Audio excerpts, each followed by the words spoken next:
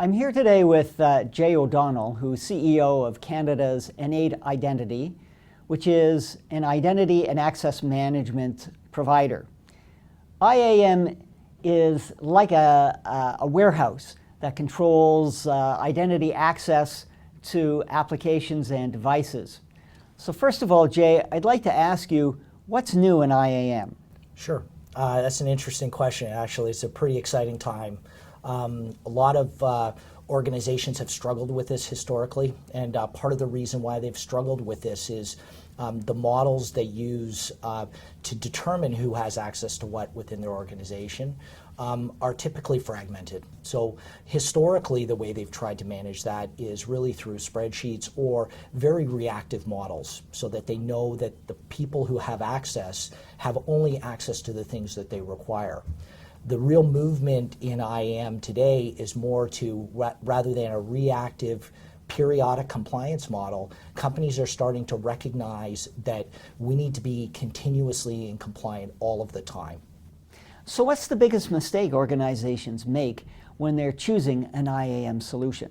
The primary biggest mistake is they don't take the time to define the business processes that drive all of this access. When a new employee joins the organization, they need to get a bunch of access. When they change job responsibility within the organization, they get promoted, they change departments, divisions, legal entities. Sometimes you have to take away certain accesses that they needed in their old job and give them new accesses that they need in their new job. And then also when people leave the organization, I need to go and clean up all of this access that they had so I don't end up with orphaned or rogue accounts out there that could be circumvented to cause some harm to the organization. A lot of companies don't spend enough time working those out, and they jump right to buying technology, and what they end up with is what I had mentioned before, one of those reactive kind of models, because they haven't done enough process definition of when does security or when does access happen. What's the biggest challenge in IAM these days?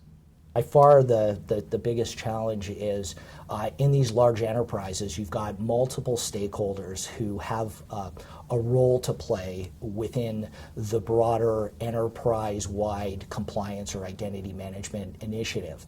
The various stakeholders are, you have HR, who essentially owns the core business process. Then you also have IT, who are essentially the custodians of all of these back-end systems. So they're the ones responsible for managing the creation, the modification, and the deletion of these system accounts or IDs.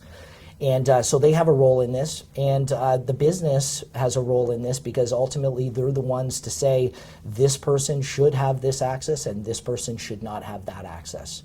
And then over top of all of that, you've got the CFO typically, or compliance and audit people within the organization, and they're the ones the watchdogs, so to speak, to make sure that the company is compliant at any one given time and that we've got a real sound security posture.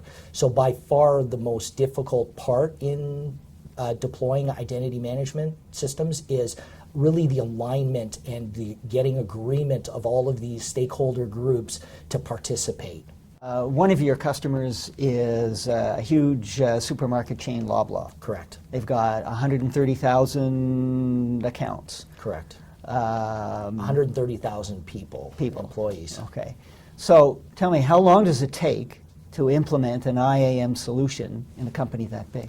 So we've taken the first 8 months to 12 months to do our initial rollout of all of the infrastructure to support this, our product, and getting the infrastructure in place.